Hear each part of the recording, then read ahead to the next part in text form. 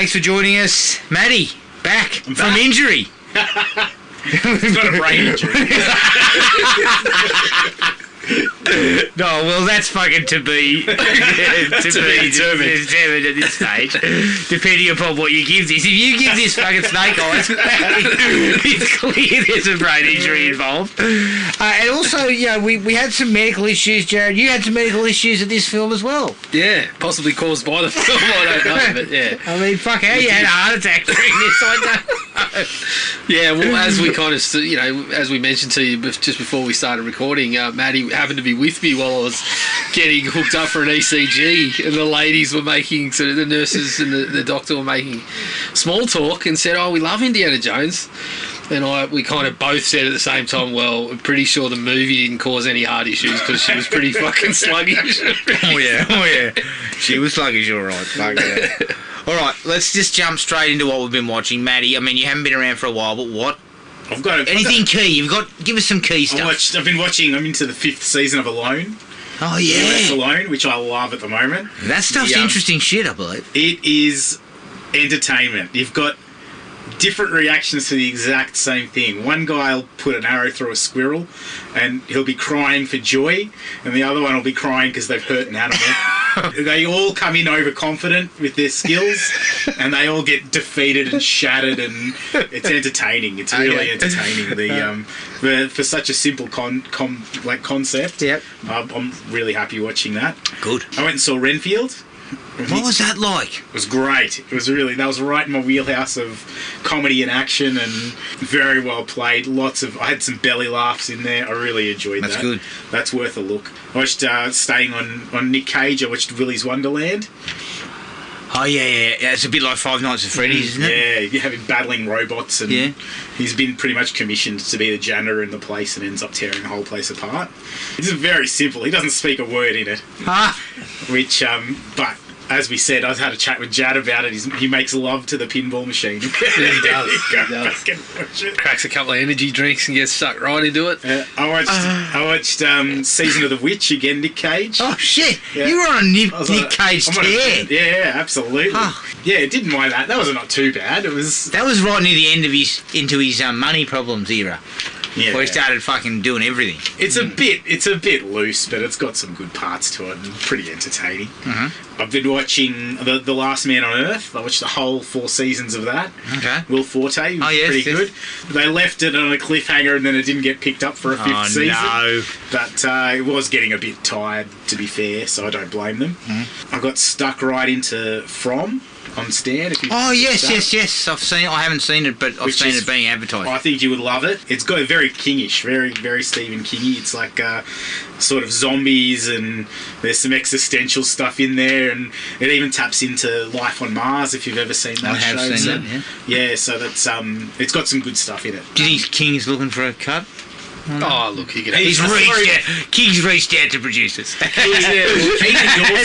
endorsed it on Twitter. He said this is definitely worth watching. King can afford to say, look, I'll cut you some slack. I just need a small slice. 2%. Because I'm currently feasting on about 58 pies. So it can just be a small slice if you like, but I need a slice. Well, as we said the other day after you watched the dreadful Children of the Corn remake, King wipes his ass with the Children of the Corn money. Yeah. Doesn't he? As I said to you, that's covering his Uber Eats bill for the week. Until the next remake comes in and he thinks, shit, I can order out again. So what else you got? Community, been watching a bit of that. Oh, yeah? Good for a laugh. Number 23 with Jim Carrey. Oh, yeah, that's a real weird sort of picture. Yeah, it is a bit odd. I think it sort of comes back around to where you would expect it to, but very well acted and pretty entertaining. I went back to seen the 1986 Transformers twice with my kids. Oh, good. Animated one. Yeah, absolutely. I believe that was pretty good, wasn't it? It is. It still holds up in my... I don't know. I'm definitely jaded with how much I love it. Well, Christ, I mean, it cannot be worse than some of the poop that they put out. Well, it's the benchmark for Transformers. Yeah. Well, my kid was waiting for Dare to Be Stupid to come on, and was like getting angry because. But yeah, love it, absolutely love it, and still an emotional tug when. Oh yes, I remember. That's a part of everyone's childhood. Emotional. Lucky Hank. Lucky Hank, which is Bob Odenkirk? Odenkirk, yeah. It's a bit of drama there. He's very good, very funny. He plays it perfectly. He's really good in it. Gerald's Game. I went back and watched it. What did you think of that? Because I initially wasn't in the mood when I first saw it, and I enjoyed it a lot more the second time. Yeah, it is quite good actually. Yeah, not too horrible. I went back to Sweet Tooth, the second season, which is the one where the kids get they've got animal powers. They're sort of morphed, the genetic morphs with animals, and they're hunted. There's a whole side plot of they're basically getting milked as an antidote to a virus that's going around. So it's a bit of a survival thing. I sort of tuned out of that one a little bit. Beef. I heard Beef's good. Yeah, if you haven't seen it, definitely get onto that. 8 episodes and it's full of laughs. It's really well played as well. John Mulaney's comedy, Baby J, where he's pretty much just talking about being on drugs the whole time. And Nick Brennan, who is Chappelle's writing partner. Oh, yeah. I watched his stand-up as well, which wasn't too bad. And then some basketball stuff is always going to fit in there. Bill Russell, Doco, and a couple of I want to things. watch that, actually. I haven't checked that out. Yeah, so that's sort of a year's worth. Pretty good numbers there, pretty good stuff. I'll do mine quickly because it was pretty quick. I watched the full season of Catching Killers, season 3. Mm-hmm. I think I might have touched on it last episode. I mean, there's one in particular about the bombing of the Atlanta Olympics. They fucking gloss over Richard Jewell almost totally. Mm-hmm. In fact, one of the FBI guys goes, "Oh, jeez, it was really tough." And I'm thinking, you fucked that guy's life. Yeah. Don't tell me about how tough it was. You screwed that guy. I believe he killed himself, or he had a heart attack or something. He never quite got back over the whole thing. He never got his life in order after it. So I thought that was fucking bullshit for starters. And then they talk about the investigation, and basically it all comes down to a bit of luck. It's got really nothing to do with much real investigation. So I was kind of like, this is bullshit. This is boring. Mm. So I found the season a bit kind of bad. Once again, Netflix kind of going off and just not finding the right stuff. Mm. I watched Jared from Subway catching a monster. Now that guy, the 3rd episode was fucking horrendous. And he was bad, but his fucking buddy was awful. Mm. Like a subhuman, that motherfucker. Muscles and Mayhem. Oh, yeah. Great stuff. Look, it was good stuff. It was perhaps not quite as, I guess, salacious as I was hoping it was going to be. She was a bit kind of... Is this one about wrestlers? No, it was about American Gladiators. Oh, right, yeah. And some of it was piss funny, and I must admit, the first episode pilot they shot in the fucking... Pilot in the horse stable. Horse stable with the piles of dog shit, horse shit everywhere. That was... some of those stories were really funny. Mm. But I felt like it was kind of perhaps too long. Yeah, again, the Netflix bloat problem. Yeah, 4 episodes when you did 4 episodes. 3 episodes would have done it nicely. Yeah. 3, maybe, they did what? 4? Or 2 longer ones. They did 5, what was it? It was about 45-ish. Yeah. Half an hour to 45-ish. I reckon you 3 45-minute episodes probably could have done it. Yeah. But it didn't even mention the stuff about the creator. Yeah. Possibly pinching the idea. Yeah, he was totally cut out of it. There was mention that you got a few kind of comments that insinuated the bloke was a bit of an arsehole. Yeah. The other doco was entirely about him and possibly pinching the idea and whatever. And the other funny thing is they talk about Malibu. I don't know if you mentioned, you got a couple of words on Malibu in there. He's a massive part of the other doco. Is he? Even though he was only on it for 12 episodes or whatever, he sits down and has a chat on that one, and they follow him, get a bit of a look at what he was doing. Post what he's doing now. But he was in like some sort of meeting attempting to crush a beer can and didn't get it done. Mate. But yeah, I'll tell you the one bit that I found a bit strange himself too. The one bit I found a bit strange was about the dirtiest competitor. That whole thing was just crap. That seemed like a bit of a lunatic. And he's like, things turned out really well for me. I started smuggling people across the fucking border. I must say, I was like, I beg your pardon. He was gone out of the story And then they just bring you back for a quick, where are they now? Quick, where are they now? Yeah, I smuggled people and went to prison for... But then when I was in prison, they remembered me from Gladiators and it stopped me getting shanked by someone. Everyone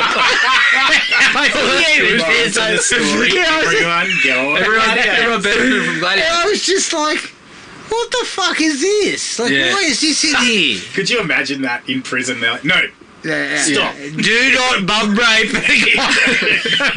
Have you seen him with a padded bow staff? He was also, you could tell he was... If you try and shake him in the shower, he fucking hits you with a padded staff. Someone comes to attack him and he comes charging out in a rolling steel ball. Expert crawler. Expert army crawler. But the funny thing was, like, you could tell he had a couple of screws loose on the show when they showed a couple of clips. Yeah. You show him fucking throw an elbow out just about bust someone's nose, and they talk to him and he's like, oh, look, I didn't mean to do it, but if I did, I really apologise. And then he does it again. He's a fucking idiot. He was an idiot. But so, I think the best scenario would have been folding a little bit of the ESPN stuff into that one. Yeah, because they would have worked really well together. It would have filled the time that was missed. Like they had, they talked about the competitors. They talked to him on the other doco. They talked to some fella called Two Scoops, who fucking apparently won the thing like 3 or 4 times. Two Scoops. He was one of the competitors. Like, so Two Scoops came in, but he fucking won it like 3 or 4 times. So by the end of it, Two Scoops was more popular than some of the gladiators. Fucking hell! Come on. And look, there is no doubt that some of them were on the gear.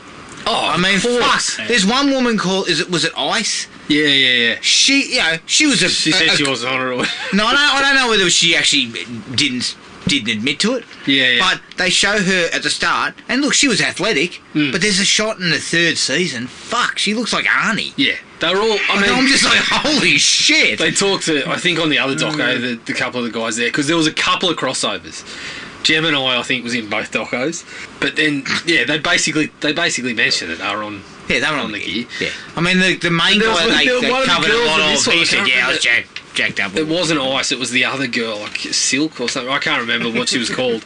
But there's a point where she essentially does the Rick James. I got more sense than that. I wasn't telling anyone. So anyway, I was telling Eddie, right on my feet on Eddie's couch, basically, saying I didn't do something. But then I did. Something. Yeah, I did. Yeah. See, there was a part in there where I'm like, hang on a minute, you just said you didn't do it, but then there was mention of a fucking of a circuit of roids or something. Oh, that's right. The one that kind of said, no, I was on something that was legal, and I'm like, bullshit. I was on this today. Yeah, that's right. You. He says, oh, no, I never did. Even now, I was looking at it going, you have been on a course of roids for 25 years. Yeah, horse shit. Look at you.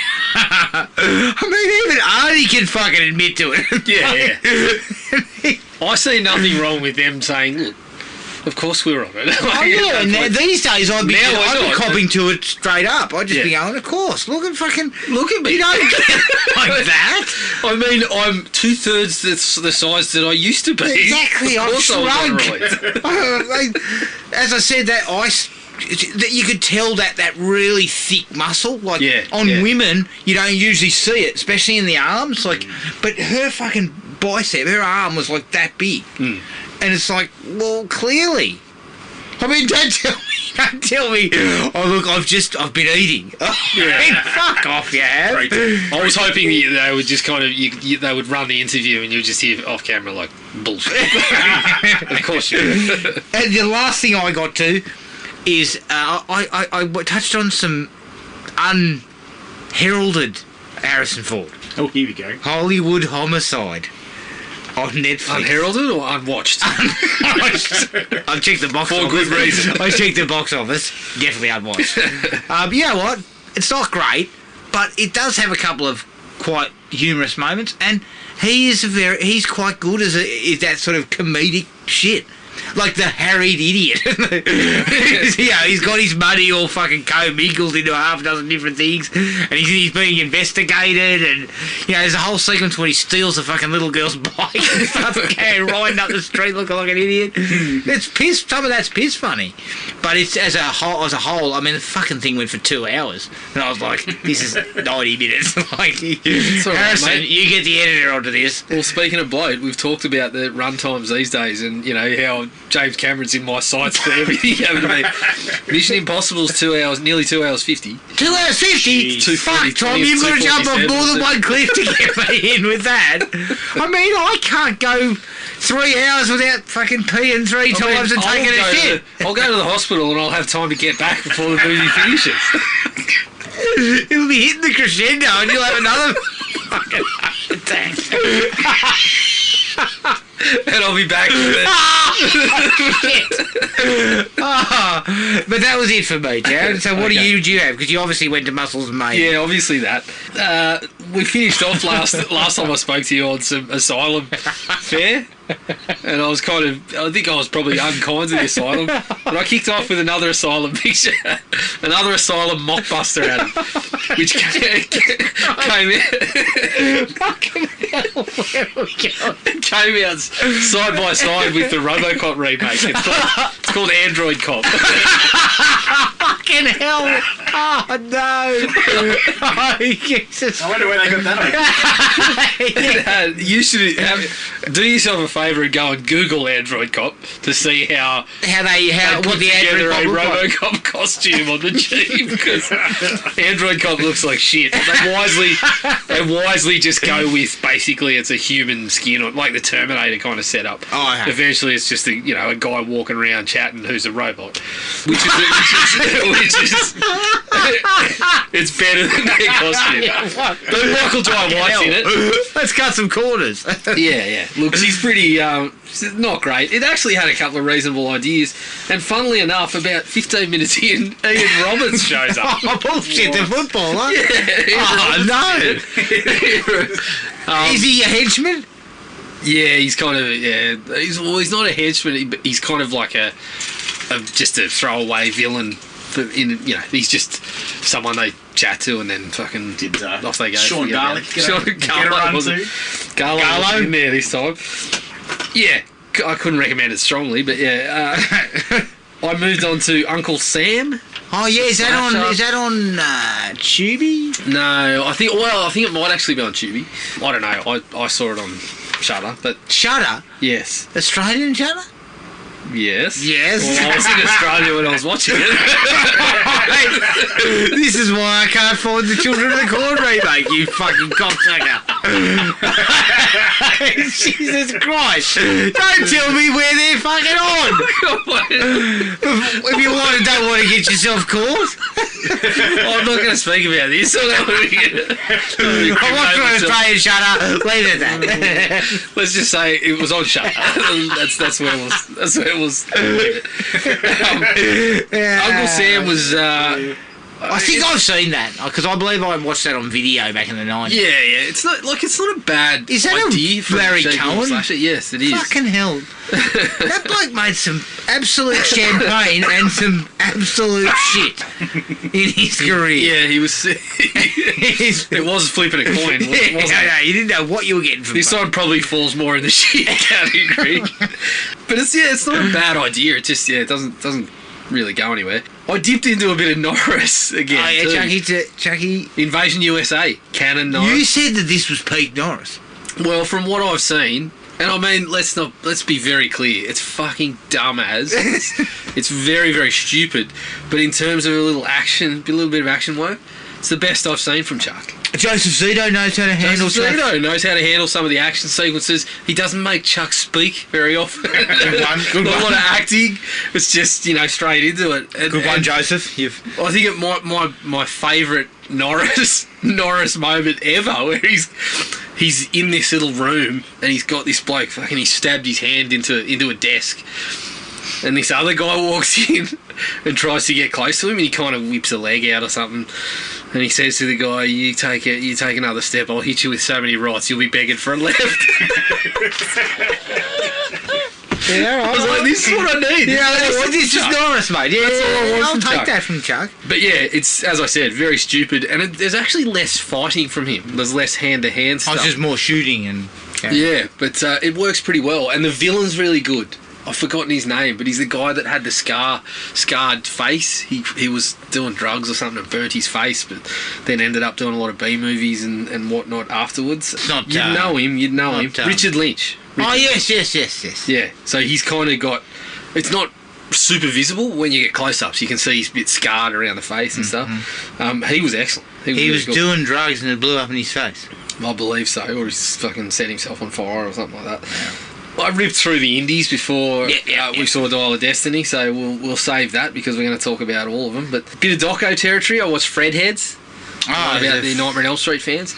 Actually really cool. I liked it because, I mean, if there was a criticism, it focused on the group of people that made it, really, and their kind of group.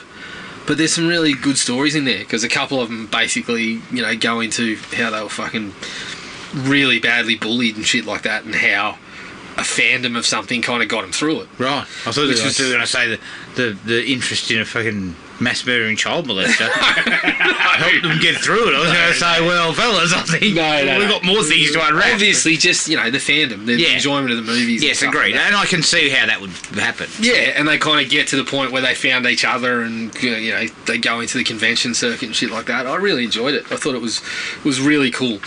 And then I moved on to Wolfman's Got Nards in a similar vein, going into the Monster Squad fandom. That one was awesome because they got to chat a lot of chat to Fred Decker and Shane Black. Oh, right, cool. In amongst everyone else because it's made by Andre Gower. Yeah. He talks to fans and stuff, but he talks to the people that made it too because he was one of them.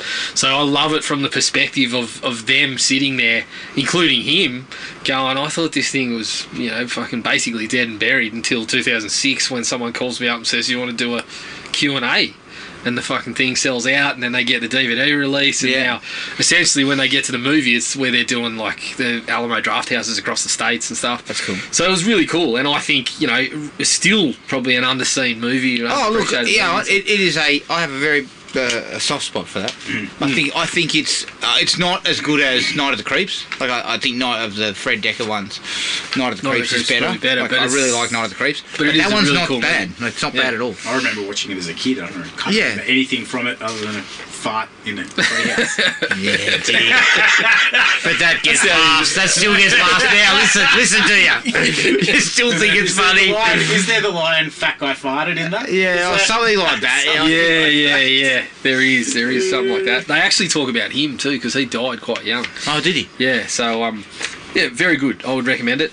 You mentioned briefly, but I did dip into, again, it's on Shudder, Adam, but I dipped into Children of the Corn, the new one. Look, A, it's a Children of the Corn movie. B, it was on the shelf for 3 years. This adds up to my hopes being quite low. And they were still probably not met. It's pretty bad. It's pretty bad. But I will say this. Small town Australia fits very nicely into that King. So we mentioned it in Fortress, but it was shot in New South Wales. Was it? Yeah. So it's just, one of our old acquaintances shows up fairly prominently in there. So, yeah, it's just, I don't know. It's just crap. Yeah, they kind of... I mean, He Who Walks Behind the Rose, all of this sort of shit. If there was something I could pull out of it, the young girl that is basically in the Isaac role is quite good. Okay. The actors all do a reasonable job. Bit of Bruce Spence, of course. It can't be a movie shot in Australia without Bruce Spence showing up somewhere. Is Jack Thompson in it? Jackie Thompson's not there. He wouldn't fucking... He would seen within 20 kilometres of the fucking... Yes, he would. These days he would. But, it's not good. It's not very good at all. I went back to the third Saturday in October. I think I mentioned that where there was... Oh, yeah. Part 5. I saw the double pack of JB. Yeah. I think I like this one a little better. They try to go with a little bit of a Loomis and someone else in there. They go with these really weird sort of angles to fill in the characters outside of the slasher fare. Like this one, they had the group of people and they I don't know for what fucking reason. I don't know whether someone making it thought it would be funny or whatever, but they constantly break out into like meowing at each other. And I'm just sitting there going, why? What are we doing here? Like, this is just... It's a waste of time. Like, so you get that in amongst the tribute to slashers stuff that works kind of well. Again, couldn't strongly recommend it. No. Adam, I finally dipped back into the Naked Gun. I watched the first one. Fucking classic. It's just absolutely I classic. still get. I smile every time I think of fucking Frank Drebin. And I always think of those sequences that, like where she's going through his fridge. The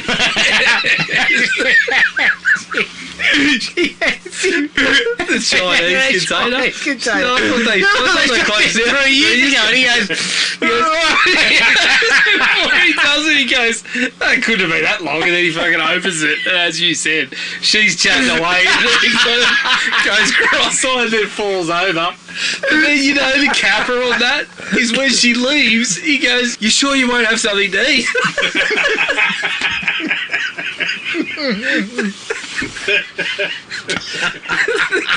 The guy was just brilliant, absolutely brilliant at that.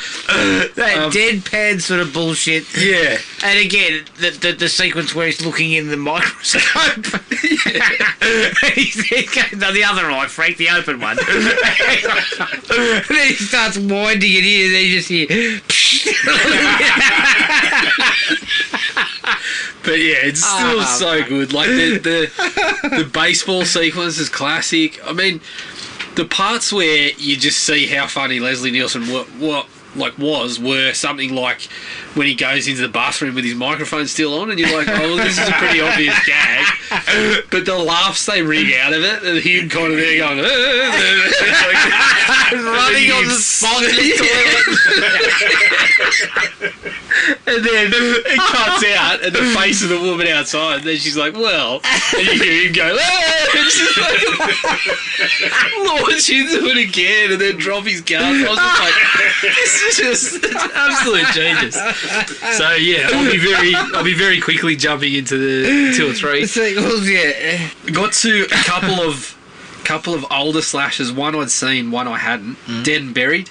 Oh yeah, that's good. Dead and Buried. Yeah, it's not too bad. It's a really nifty little concept. I think it's just a good atmosphere to it. And then I finally saw Popcorn. Yeah, I've seen Popcorn. That was all right too. Popcorn was all right. Some of the sequences, like the movies within the movie, are really cool. Yeah, including one with Chris Glover's dad. Oh, really? But yeah, I was pretty happy with that. The Substitute series. I know we'd mentioned that. I watched all 4 of them. 4 of them?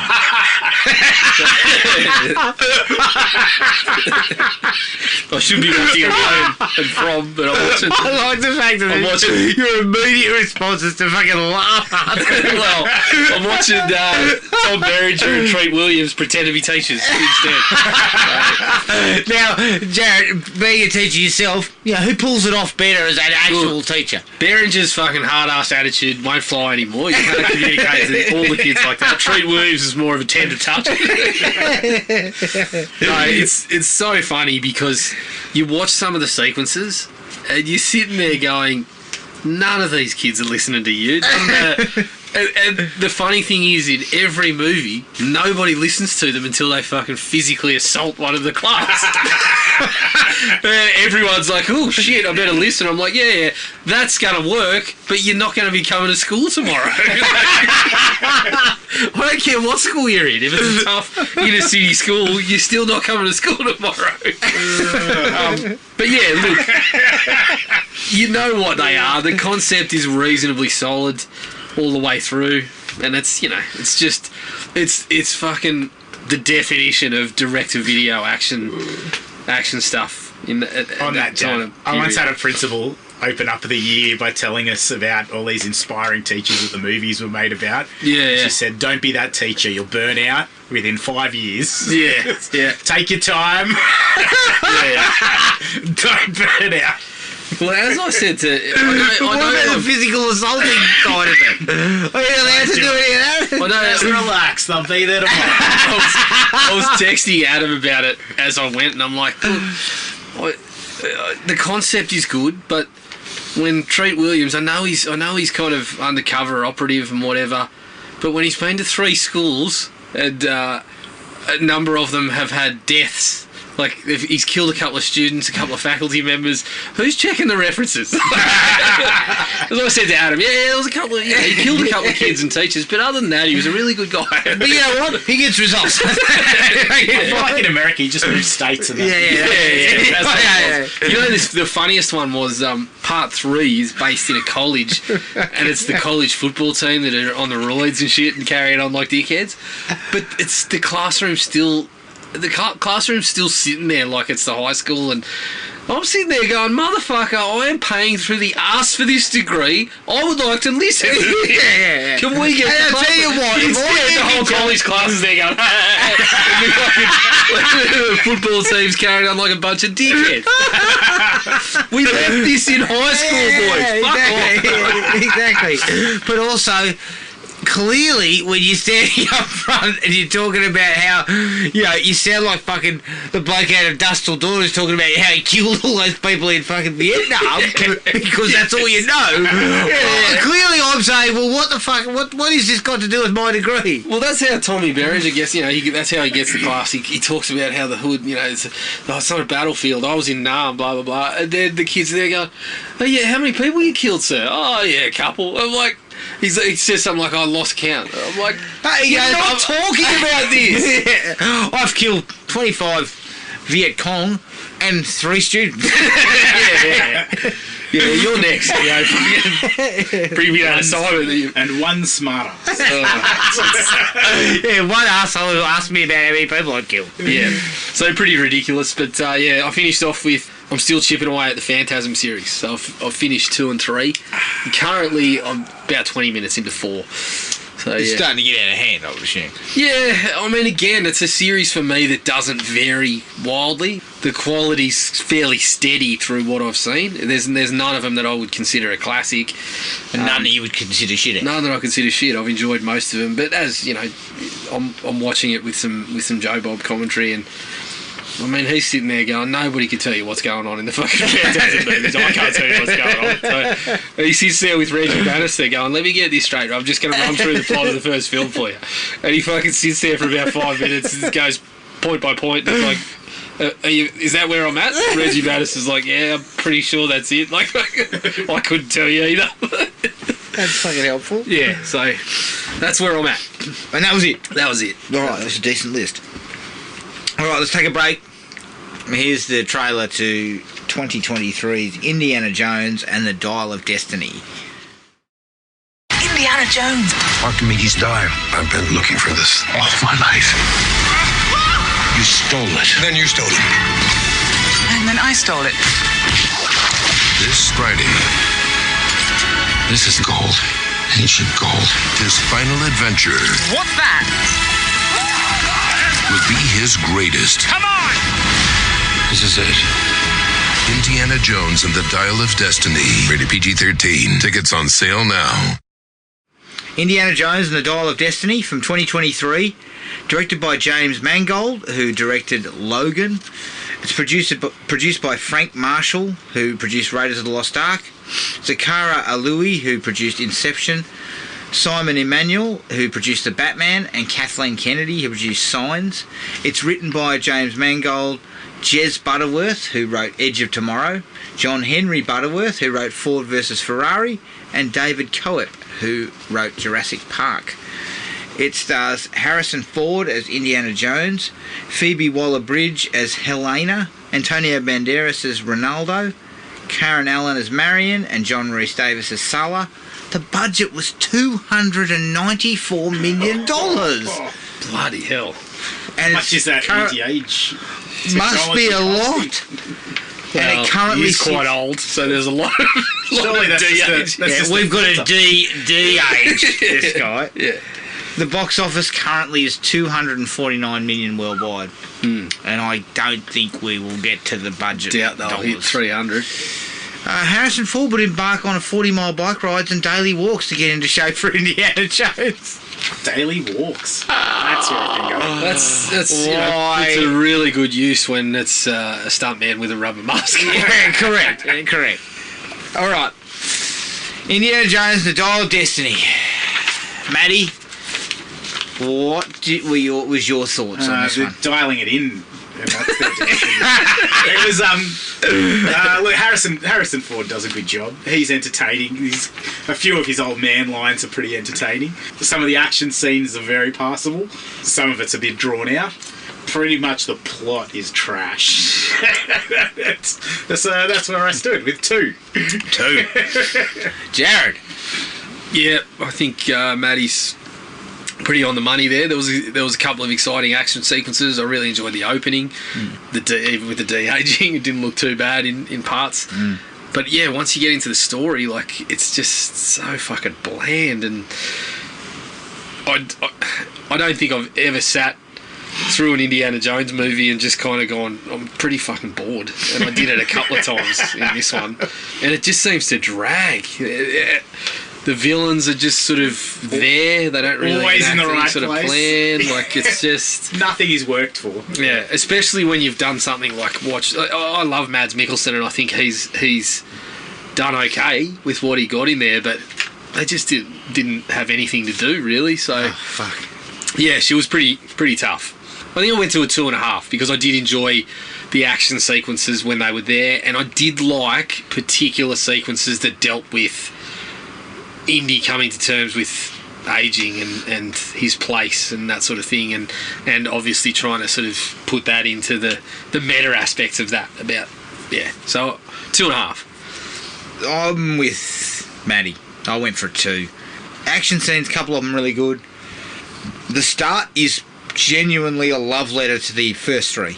And I liked that. I think that was a nice way to kick it, and it was a nice way to cut down on 80-year-old fucking action heroes. You know, like, we kind of got Indy for half an hour where he was young, or younger. So I appreciated that. It's a step above Crystal Skull, in my opinion, but only just. Don't go too early. I don't want to go too early, but yeah, I agree with you too. The stuff about him aging, there's a couple of moments that I really liked of that. And I actually think the Helena character, I actually liked her. I actually thought that was a nice sort of... Because she was kind of a rogue too, like he was. So I felt like kind of like... it's almost like a little bit of torch passing you could have gone with there. Massively flawed character. But yeah, massively flawed, but also it was so fucking boring. And you just hang these awesome actors that you got... Several of them just get nothing to do. Nothing. And 2 of them in particular, I'm sitting there going, why did you sign up to this? Like, on what grounds? It's clear you did it because it's an Indiana Jones movie. That's it. So, yeah, I was 2. And, you know, just basically, after weighing it all up, I cannot see why this movie exists. I can't. Like, when I came out of it, I was just like, why? Why did we have to have this? Yeah. We did not have to have maybe it. I think that might go nicely into our discussion point later on. But, yes. Yeah, I can see what you're saying. All right, likes. Harrison Ford was him. I like the concept of him being the older version of himself. Well, I've got to come around to... I'm going to say Indiana Jones, because I've determined after seeing more of the media in this, I don't like Harrison Ford. He seems like a real prick. So I'm going to say Indiana Jones. But yeah, he was good. He was, you know, he's Look, he knows his way around that character well. And he is a very good actor. He can pull out those little sort of cheeky things. Even at this age, he does a couple of those cheeky grins and stuff, and you're like, yeah, that's the Harrison of old. The values are going to stick it to the Nazis. Yeah. I mean, I wish I hadn't watched interviews and just, you know, come around to it again, that the guy couldn't give 2 fucks about any of these movies or characters. All that matters to him is what he's getting paid. That's all that matters. Who's opening up the purse? Yeah. And look, it's okay. I don't mind if that's how you want to be, but when you're doing press and they're paying $294 million to make Harrison. this, just go along with that bullshit, mate. Yeah. Or tell them, I don't do press. Yeah, I'll make another movie for you, but I'm not doing the press. I don't do the press. So you can fucking send all the others out there to do the press. It does. It just leaves a bad taste in it. Like, especially when you see guys like Jackman and Ryan Reynolds and all that. Like, you can't tell me that they don't get the shit sometimes with that. Oh, they of do it course. so much, but they handle it fucking brilliantly. You don't need to be Popovich. Whereas Harrison just, exactly. Harrison is the Greg Popovich of fucking Of film actors. of fucking Hollywood marketing at this point.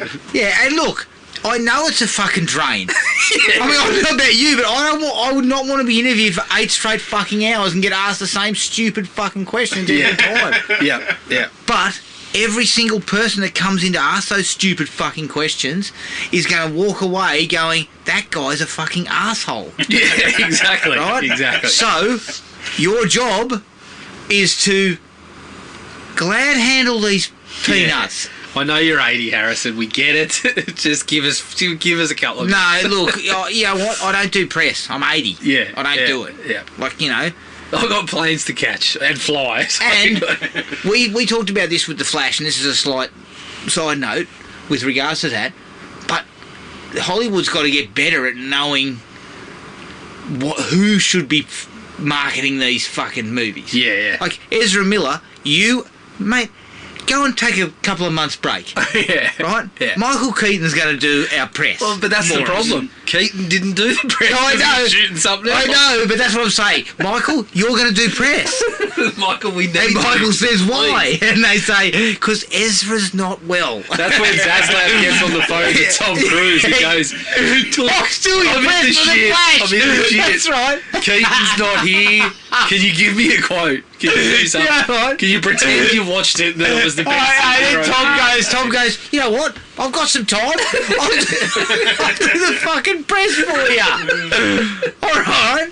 You know what? This is the other thing. Tom Cruise, say what you want about the bloke, but his press is, he sells his fucking films. He comes across well enough most of the time. Yeah. He's never somebody that most people are like, Jesus Christ, you can't get anything out of this guy. Well, I think like I he's said a it bit to more you invested, before. right? He does Yeah. press so well that people forget that Shelley Miscavige still has been Yeah, exactly. Yeah. You sit there, you're mesmerised by the bloke, and then you're like, oh shit, that's right. That's right. There's a missing persons case involved around his religious beliefs. Yeah. But Harrison doesn't do press. He's 80. I mean, the guy, he's lucky he hasn't fucking pissed himself during the press tour. You know what I mean? So let's put him on ice. Yeah. And let's flog, some of the younger actors and put a few of them out there, right? I think, yes, the Indiana Jones character, I kind of liked it, and I think that opening sequence is the jewel of the film. The opening was really cool. Yeah. I was actually watching that part thinking, well, shit, maybe the buzz around the movie isn't in line with what I'm going to be feeling after the movie, because this is really enjoyable. And that was right in line with the Raiders, the Lost Ark and stuff Yeah. like that. Yep.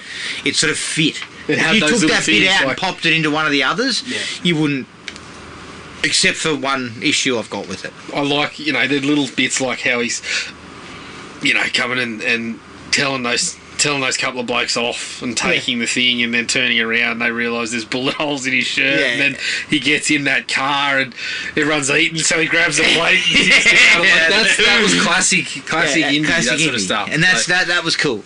Yeah, so I thought Helena was the best of the new characters for me, because she felt like a little bit of Indy, a little bit off the block, and that was what they were trying to go with, I guess, because he had worked with her father. Yeah, I think, look, I put her and Mads Mikkelsen in the same sort of category. I think they both were fine, Acting good wise, actors, but both of them were left a little bit wanting by what they had to do in the movie.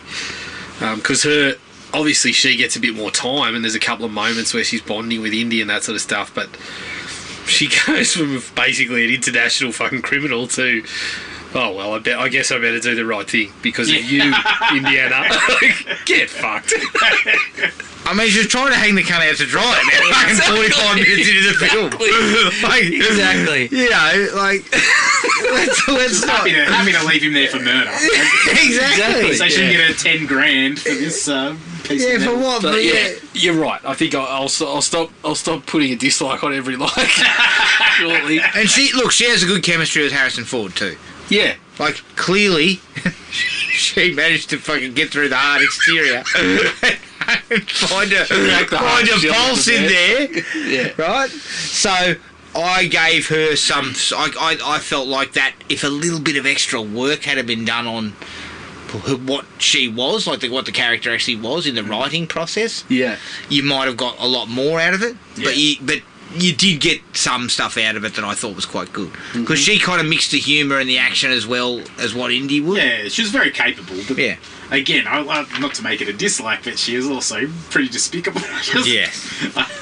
I found it hard to believe that Indy could And I stick guess- through her bullshit story. Yeah. And I guess Indy never crossed over. He was a lovable rogue, and he skirted the line between doing things a bit dicey. Yeah. But he never was just an outright bastard. Yeah. Yeah. In any of these movies. So that was the hard part for it. Yeah. I think there's a Other than, absolute... crossing international borders, stealing things.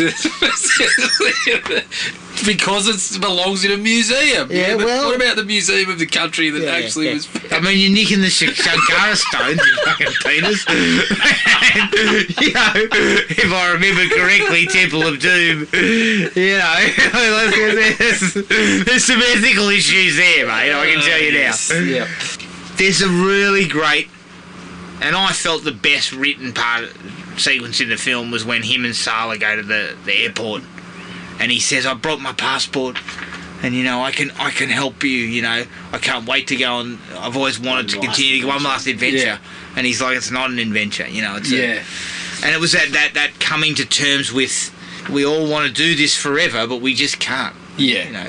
And I thought it was and I actually think the guy who plays Sala, you know, he shines in that sequence. Speaking of whitewashing, refined English gentleman, Jonathan Rhys-Davies still playing an Egyptian because we did it back when that's what you did.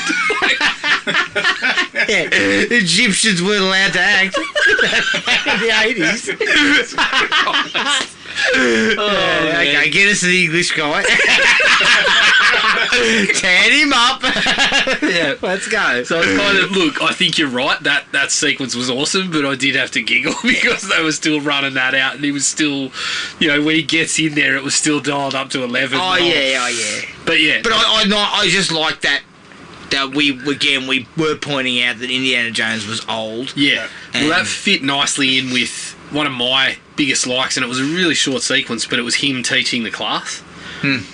And basically, it just goes side by side with Raiders of the Lost Ark, where they're fucking swooning and they're doing all this. And they show this one, and they people are couldn't give a fucking shit. yawning and sleeping on the desk. Did you read the notes? And then they roll in the screen. They roll in the fucking screen. Oh yeah, we're going to the moon. It's like, yeah, it's kind of sums up. You know, it's trying to talk about the modern audience and reactions to stuff like Crystal Skull and nostalgia in general and that sort of thing.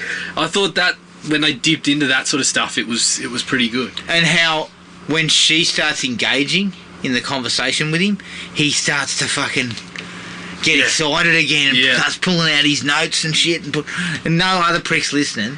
But him and her are sort of having this conversation about it, and I thought that was cool. You know, it was just kind of like touching on, he still finds this stuff interesting. Yeah. Somehow. And again, I think, you know, the part where they go into his retirement thing, and he's like, "Oh, thanks for putting up with me for whatever." I think that might have been a little touch to That was the Harrison. crew. Exactly. It might have been a nod to Harrison's reputation as a cranky old prick. The crew were like, "Holy shit, this is over." Thank God. Him giving the watch away was pretty funny too. Yeah. Yeah. He just drops it. It's piss funny. He gives drops it it like in the the- homeless bloke, didn't he?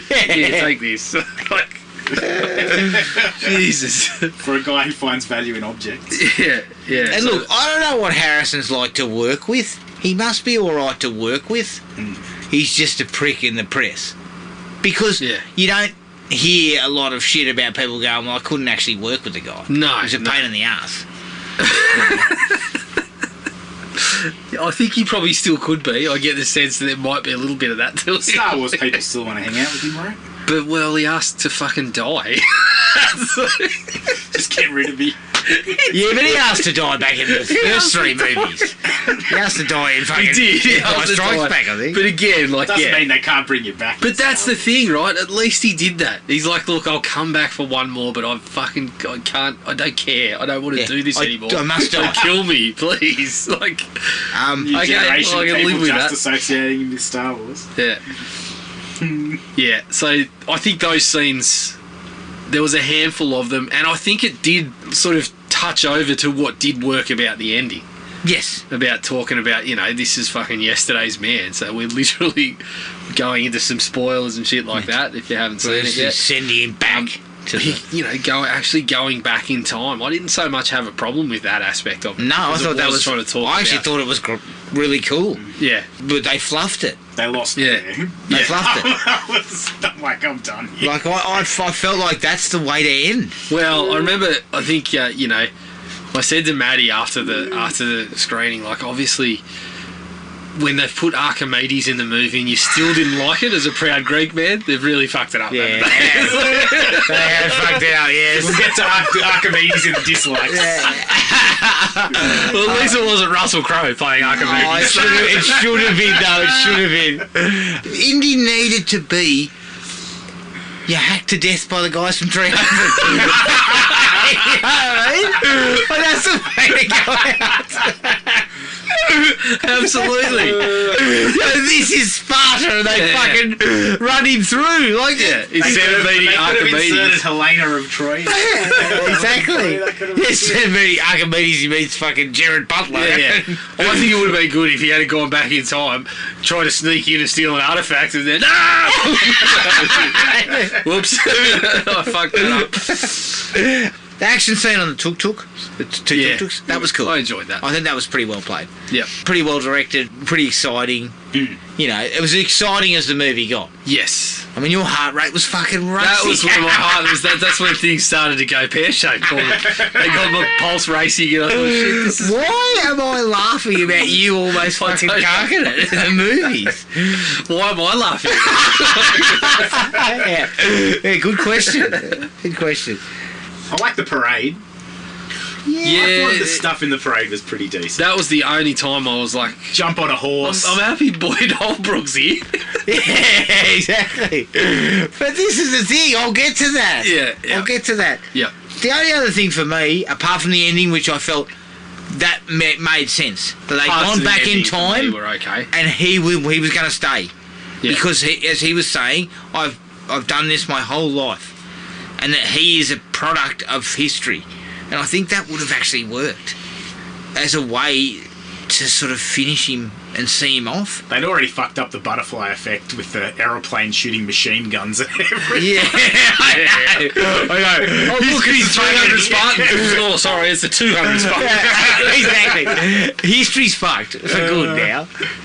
The last thing for me was I kind of liked Marion being there at the end. I thought that was a nice touch. But from everything I read, initially she was a much bigger part of it. Yeah. And just got fucking written out. The character just got fucking sliced out of it. And that was it. Down to the end. But I thought that was at least a nice touch. A bit like Sala. Like seeing those two just gave me that little pang of like the three original movies. Yeah. While we're on Sala, him yelling out, "Go get him, Indiana Jones!" Yeah. And then him almost getting hit by a car. Was a good gig. Yeah, I thought that was great. Oh shit. Have you guys got other likes? What else we got? Anything? No, I think we kind of talked about the things that I did enjoy about it. I mean, this one's difficult because we all watched this in the cinemas, so we didn't have a lot of notes that we could take. So So I got mental notes. I got mental notes. How? Your fucking heart was exploding. You got a list. You got a mental list of fucking people that you're ready to I don't swing some like- arrows at. What I've got is a lot of bigger ticket things that I didn't like. Yeah. So going into I've got that- a few. We can go into. It was far too long. Yeah. Like 2 hours and 30 minutes. That is 30 minutes longer than the longest Indiana Jones movie, which is Crystal Skull.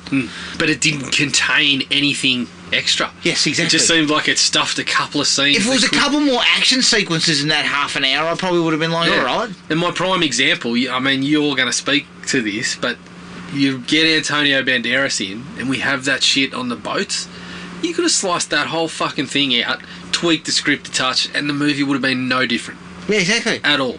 Mm-hmm. Yep. All you need to do is tweak how they came across that piece. Exactly. In another way. The baddies are still bad before they shot Antonio Banderas. Exactly. Why did Yeah. you do that? Fucking one bloke that could have brought a little bit of spark to proceedings, and you've pissed him off in 5 Well, the minutes. funny thing is, fucking Banderas must be moonlighting as a cameo guy because he does the same thing in Uncharted. Yeah. He's Yeah. barely even in Uncharted. Well, that was probably.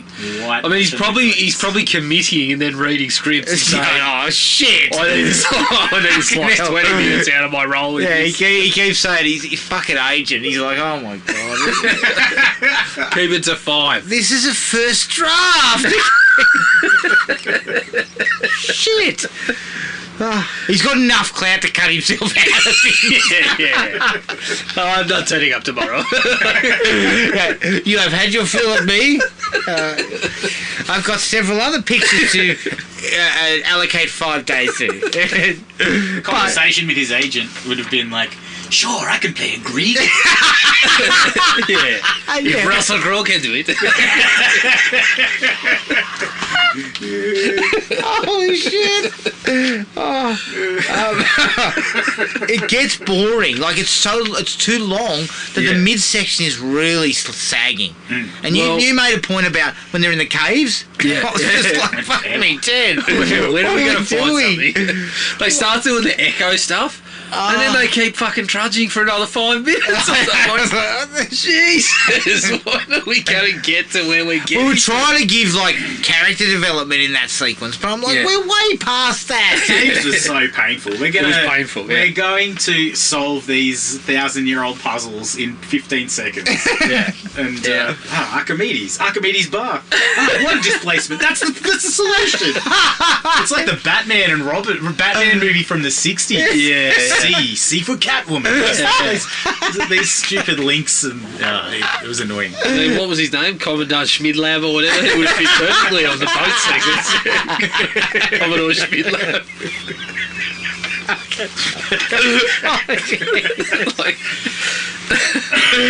Okay. For a movie that cost $294 million, some of the VFX are shit house. Like, there's a fucking bit where he's on the roof of the train at the start, and they show a long shot of it, and he's running. I mean, it looks like fucking... Well, someone compared that, I think, exactly that sequence to the Polar Express. I was like, The Polar Express was 20 years ago. fits.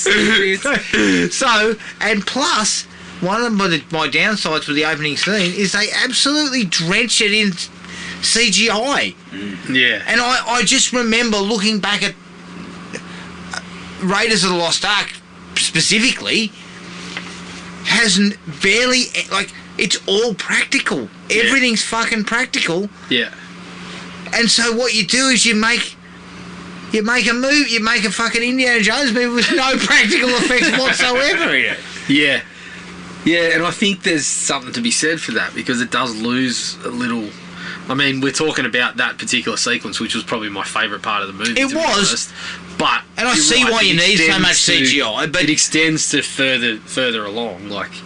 You know, the thing I spoke about, the underwater and the eels and all that sort of shit, like all of that stuff. And when you do that, obviously it's still adding to the budget, which was way overdone. And Hollywood's telling me that they couldn't make this movie for $100 million. I mean, fuck. What did you spend the money on? Part of the marketing, I think. If it's made for more, then they get more bums in seats. Well, But they no, don't. because That's you know the what? thing, That's just $294 million without marketing costs. So the marketing costs are probably 100 to 150. but even saying This it costs fucking that thing much, to break even needs 500 million. like That's not gonna now happen. we've just had in the last fucking 6 months or so, we've had Black Adam, we've had The Flash, we've had this that all cost a bomb Shazam. and didn't quite make the money. Which I think that cost 150. More than So, that. like, I mean, yeah. we've had these arguments, or we've had these conversations before on the podcast. I don't know where the money's going. Like, you give me a breakdown of where $294 million goes on this movie, Well, I think and part of I this- can tell you, I can say, I know nothing about finance. I I can barely balance my own fucking checkbook, but I could cut $50 million out of it without batting an eyelid. Yeah. I can still say, will you do it less for cash? Yeah, look, I'll tell you what, I'll $250. Harrison, will you do it less for cash? No, you know what though? If I show up with a First things first, I'm not paying Antonio Banderas fucking several $1 million for 10 minutes of work. Shit, no. But, like, I think there was some COVID impacts on Yes, this of one, course, which blew the budget a little bit. But you're right, like, I don't know... You didn't need to spend that much on it, surely. It didn't need to be as long as it is, for one. So you cut a couple of locations or something out of that. Like, I don't know. You see the end result and you're like, you're right. Yeah. I don't know where the money is going for this. But you've got to be shrewd, right? Mission Impossible costs that much money. The current one is costing the same kind of money. Yeah. But it's We're got jumping off the top of mountains and shit. But we've got 5 years of 3 Mission Impossible pictures that made a fucking shitload of money.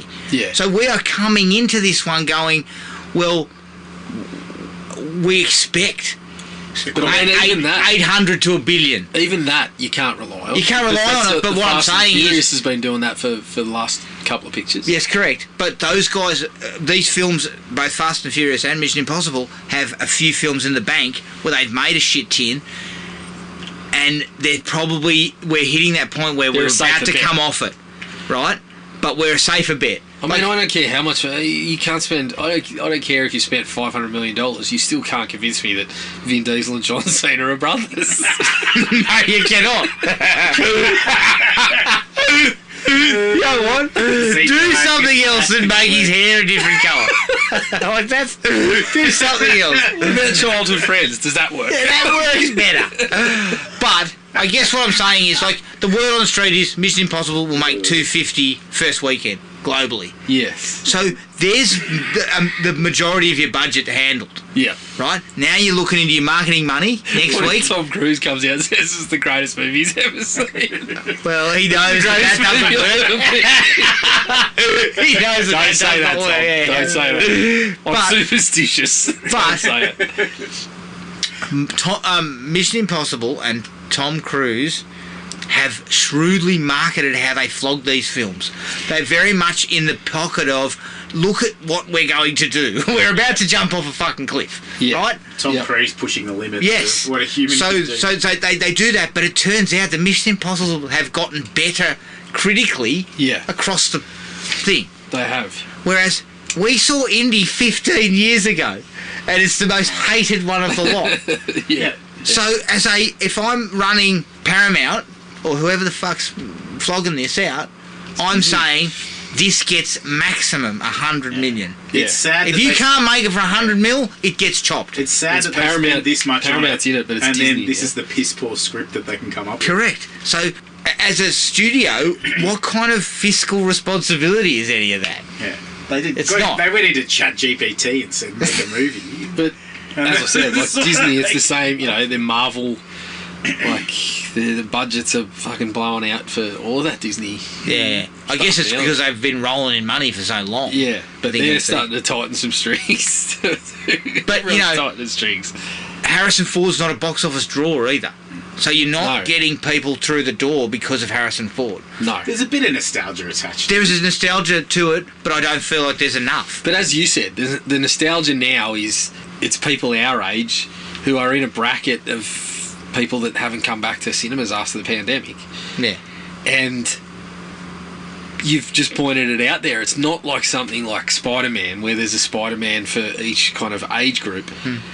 Indy was in the 80s, then he was in 2008, and then it's now. So it's kind of like the nostalgia's kind of sapped a little bit. There's a group of kids or group of adults, I should say, whose only exposure to Indy is poor. is the Crystal Skulls, if they hadn't been exposed to the other ones, and it's not necessarily a fond... Yeah. And let me throw this at you. If you really wanted to make another one, you should have harassed Harrison Ford in the 90s. Yeah. You should have said, here's $50 million. Yeah. And you know what? You would have got something. You would have got box office out of that. Yeah. But doing it in 2008 was not a shrewd move. Although I believe that's the highest grossing one of the lot. Yeah. Yeah. What the fuck do I know? That's just that's just tells you how many people had turned off the series. Yeah. I guess. Okay, this is where You starting to get angry? I feel the bile coming up. You had Mads Mikkelsen. You had Antonio Banderas. You had Boyd Holbrook. And you used them... not at all. You basically... Mads Mikkelsen's... He's the villain and he's good performance-wise, but the villain's kind of bland. Banderas is a cameo. Yeah. And Boyd Holbrook is basically just a thug. Yeah. Like they don't give him anything. In fact, he Even stops talking. Early on when he's chatting, he's all right. Yeah. He's adding something just because he's got that kind of menace to him. In Yeah, that these sort hair of trigger roles. kind of, you don't know what the fuck he's going to do. And so initially there was a little bit of like, oh, okay, this is all right. But as you said, he kind of disappears. The Mads Mikkelsen thing, I was just like, I bring it back to Belloc. Belloc wasn't really talking about the shit that he was chasing. Mads Mikkelsen was fucking so caught up in this dial. But when you go back and watch Raiders, Belloc was obviously the same about the arc, but every time he was talking to Indy, it was all about, we're not so different, you and I. Yeah. You know, you are doing the same thing that I'm doing, this and that. And the fucking interplay between those two is so good when they sit down in the restaurant. Yeah. Like, But the great thing difference- about Raiders is that secondary villain. yeah, That weird looking dude who... which you could have got a bit of Boyd Holbrook. Yeah, Like, yeah. But Mads Mikkelsen's just constantly talking about the Nazis and the dial. Like, there's nothing with Indy. There's nothing with him. Nah. The closest is he raises his eyes when he recognises him. And then the interplay, the conversations are just silly. That's He right, just because he keeps remembers showing him up. being there in that He first... just keeps showing up a little like Belloc did, but even in scenarios like he did it so often where I was sitting there, like I said to Matty, they're just, all they're doing is Indy's finding something and they're fucking turning up. 5 minutes too late. And we're back on the chase again, and then, but there's none of that.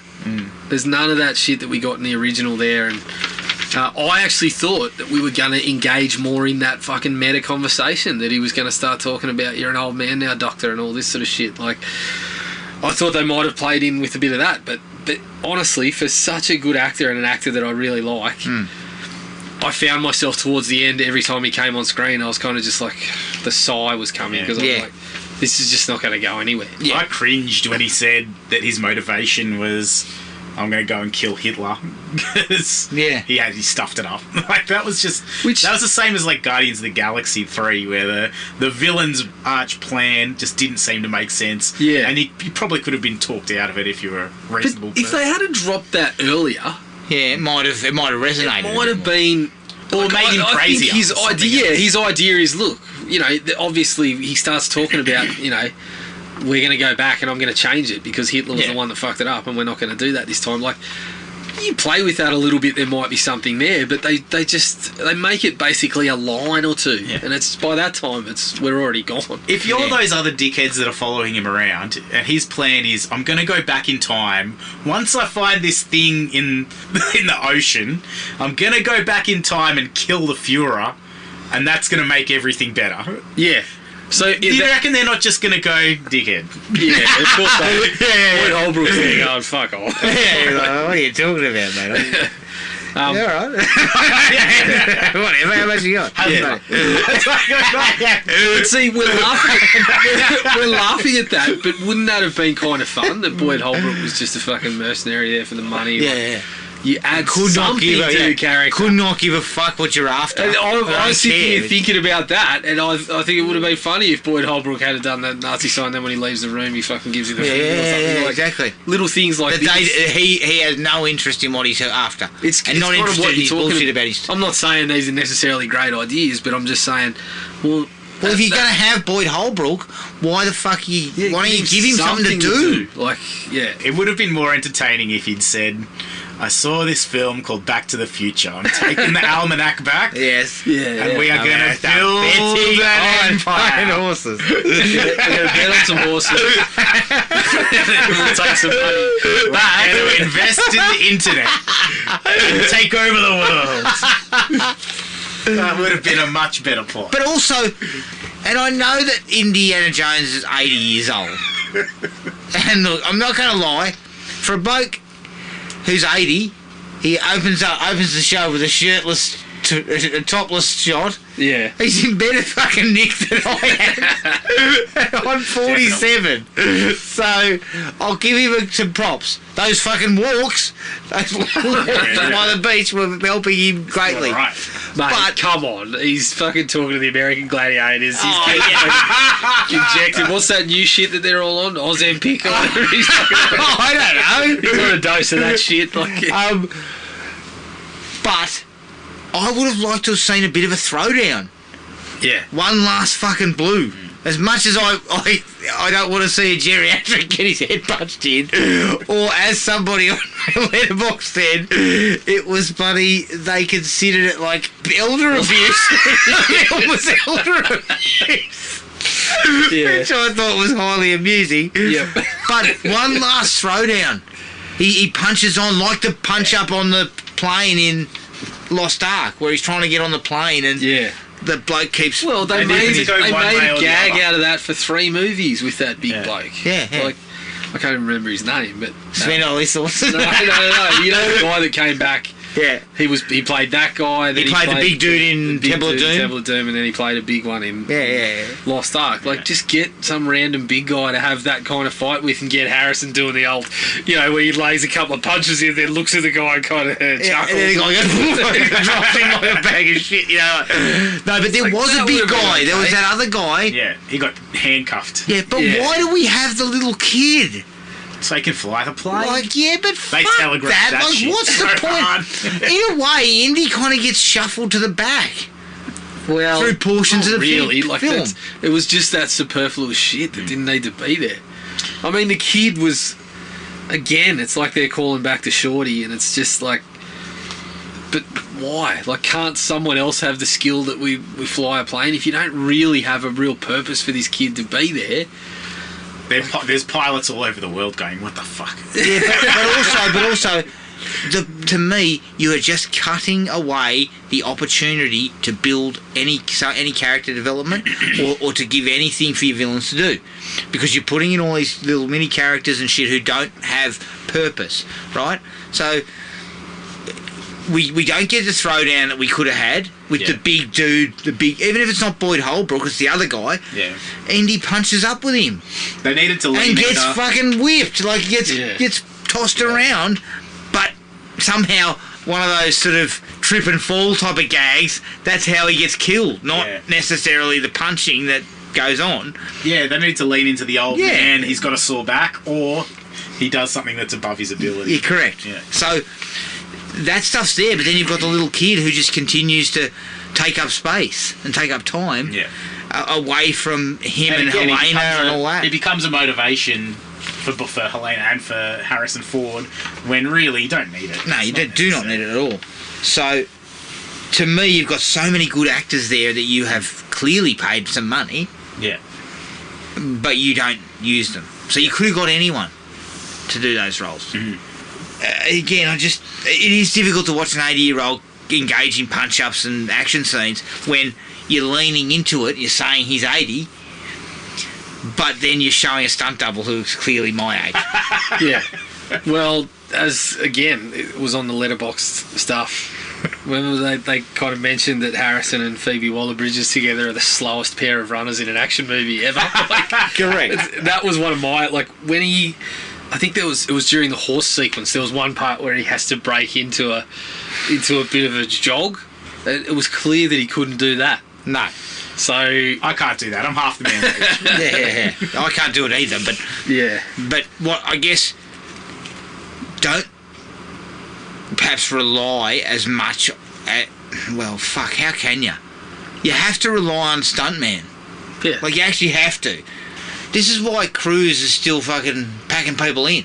Because he's doing that shit himself. And Reeves in John Wick. And Reeves and John Wick, yeah. They are doing it so the audience doesn't go, well, fuck, he couldn't do that. I mean, I don't know how. I mean, I'm fucking still feeling it from basketball last night. I was only spot minutes here and there. I did 2Ks. Yeah, but yeah. yeah, Cruz is a fucking vampire. Yeah. I mean, Top Gun. He takes care of Maverick had me saying to myself, that guy could still do it. He could still fly those planes. He could fucking fly those planes if we wanted him to. Of course he can. I mean, if the military says we've got a bomber site out in the middle of nowhere, he might just put his hand up. And I might go, yeah, okay, let him taking care go. of his body like LeBron. If I heard he was putting his hands up, I'd say we're in good hands. He can do the job. No, LeBron's a good analogy. That guy has just defied. I mean, every other basketballer at that age is falling off much more than he is. Yeah.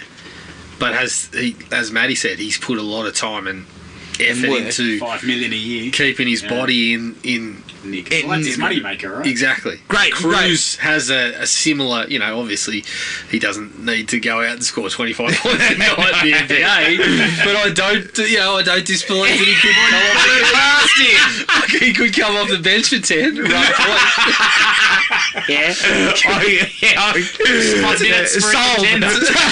Sold. Tommy Cruz can get you 6 points, 5 assists on the bench. 2 steals.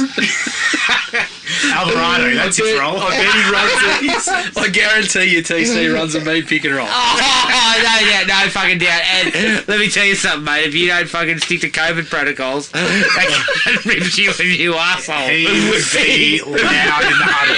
Oh, yeah, he'd tell you where it was at. But he'd be in the coach's ear. But I actually read something where he basically said the reason why he does it is because, like, it's about respecting the audience. And the audience wants you to see, wants to see this stuff being done, right? Yeah, but it doesn't have to be you doing it. No. But in his mind, he's like, well, yeah, I'm willing to do it, and I think it looks better on screen than it is me. It's kind of... Because it's not Harrison. Well, I can tell you that right now. It's similar to what they always talk about with, the Tom Savini's and co talking about the prosthetic effects, it's about what you're actually seeing. I've got to make it happen because it's got to be on the camera. Now that we've got all these tools to do it without that, it doesn't necessarily mean it looks better. I guess that's Tom Cruise's kind of thought process, I guess. I mean, what looks better than you having a camera sitting here watching me hanging off a fucking plane? Like, I know. And with Keanu Reeves, you can see, he's engaging in all these fucking blues. Yeah. Right? Yeah. I mean, I swear there's a couple of shots in John Wick where he's like, oh. I know. You can tell he's tired and he does not want to do this. I need a break. I've been doing this shit for 5 hours and now I've got to take on Donnie Yen. You know what? Just coming back to Cruz, he's Grant Page. Tom Cruise is Grant Page. Grant Page, yeah. Someone goes, we need to set someone on fire. I'll fucking do it. Yeah. No. How are we going to do that? Well, we just fucking do it. But it does not work when you have an 80-year-old and you are clearly using a stunt double, which you have to. And as an audience member, it took me way out of it. I couldn't buy into any of it. And that's not because Harrison possibly did some of it. He possibly did. Yeah. But even then, I'm like, it doesn't work for me. No. You are 80 years old, and you're in Nick for 80, but, I mean, I look at my dad, and fuck, he can barely get out of the car. Yeah. And he's 75. Yeah. Yeah. So... It's just not feasible. It doesn't. I mean, look, let's be clear. Harrison did look like a roast chicken. He just looked like a fit roast chicken. Kramer on the top of the... I've cooked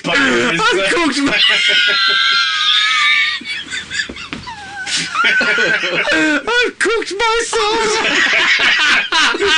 Hey, buddy. Fucking hell. That's one of my favourite episodes.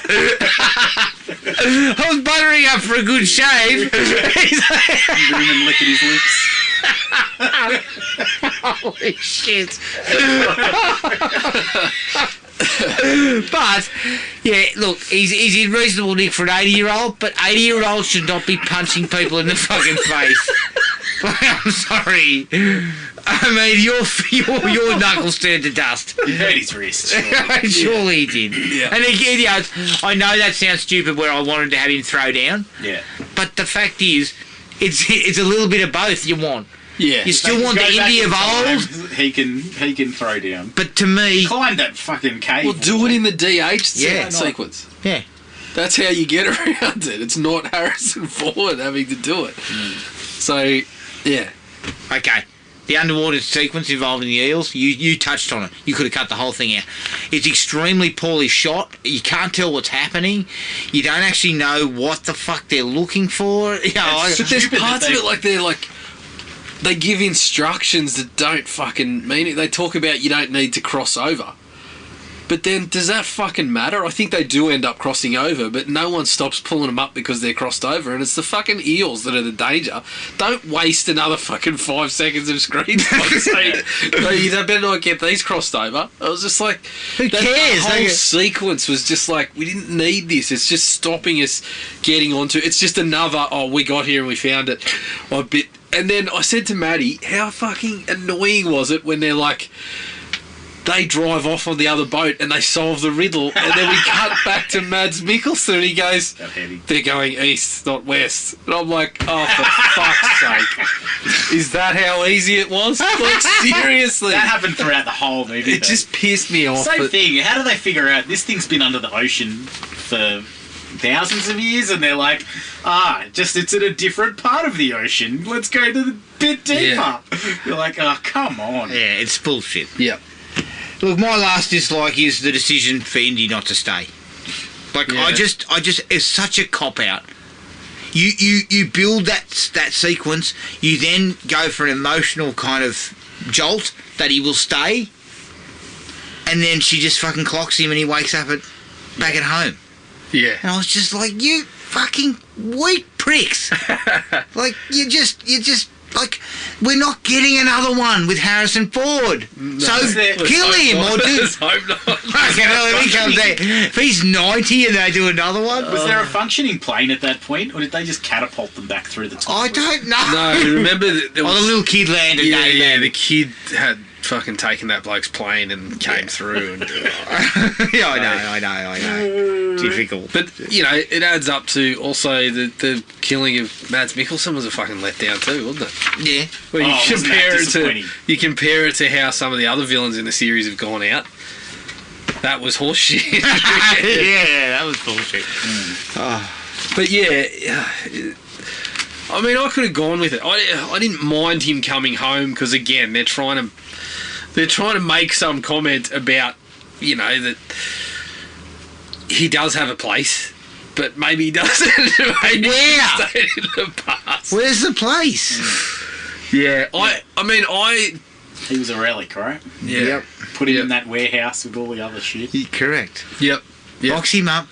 And then we can still fucking look at you in the museum. Like, when we find your artifact. Well, in Harrison's case, he doesn't like to do press. So That's right, that's Put a right. gate rolled out. Yeah, I'll go to the museum and, what the fuck are you looking at? Yeah, the glass case is empty. Back in 5 minutes. Thank you, you piece of shit. All right. Anything else?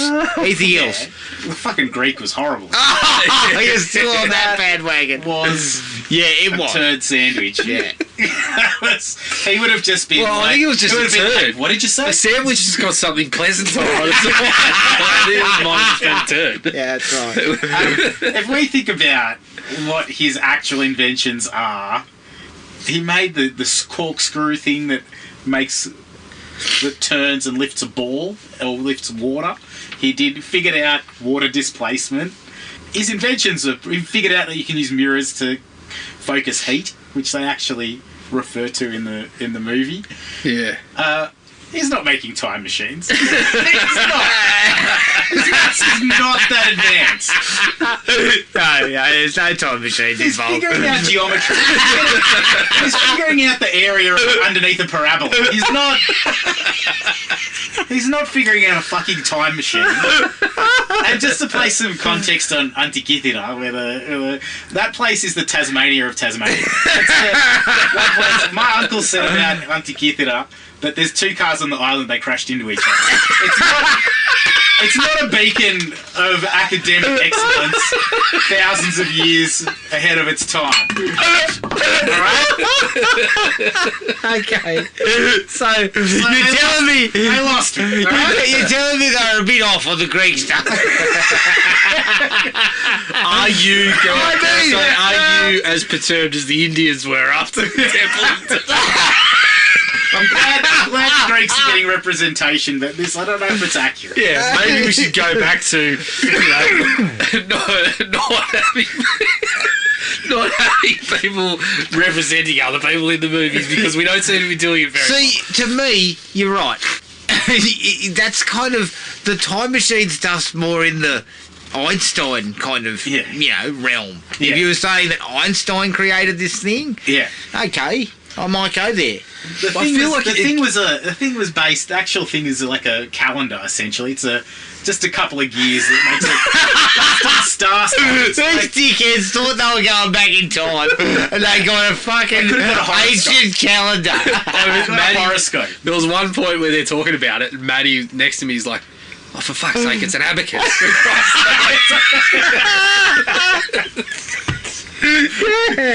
Exactly. Mads, it's Monday. We are not going back in time. There's probably a million Greeks across the world going, "Look what we did! Look at what we did! Look at the good things we've done!"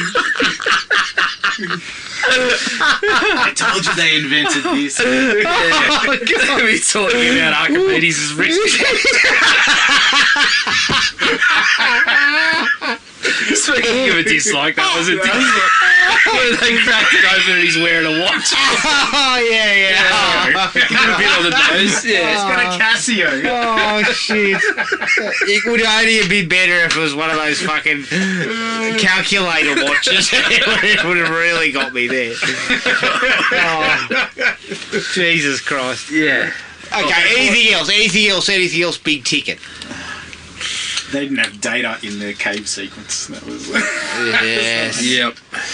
That cave sequence was excruciating. I know. I was just wishing it would end. I mean, if we were allowed to carry firearms, I probably would have fucking.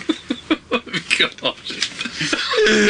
I mean, shit. At the very least, I'd have fired one into the roof to get us all out of there. I wouldn't blame Harrison Ford for staying. He's a fugitive in his own country. Correct. What's he going back to? Correct. And again, just you are. It's to me that places Indiana Jones. That version of Indiana Jones, it finishes it. Yeah. And we never Never have to do this again. You'd be respected there. Correct. I just feel like they copped out. And there was no need to, because you knew it. You're not going back to Indiana Jones, especially when the box office receipts are counted. No. On this one. That's everything. Let's quickly touch on the franchise. Rate it, top to bottom. Okay. So what's the worst?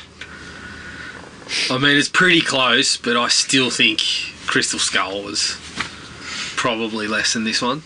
Crystal Skull. When I watched Crystal Skull the other night, I was fucking like, when fucking Kate Blanchett gets out of the car at the start, I just looked at my wife and said, "Slumming." Slumming, right. And she, as soon as she opens her mouth with the fucking Russian accent or whatever it was, I was like, "Oh fucking hell!" That's it. I mean, Somebody has paid you well. I've forgotten his name, but that's when he's running around with that bloke. "Oh, sorry, Jonesy." Yeah, fucking Ray it. Winston. Yeah. Oh my god. I think. Look, I would say there wasn't points in Crystal Skull where I was just like bored, like I was in Dial of Destiny. But it was just fucking goofy. It felt more like a Scooby-Doo episode or something. Yeah. It just took everything.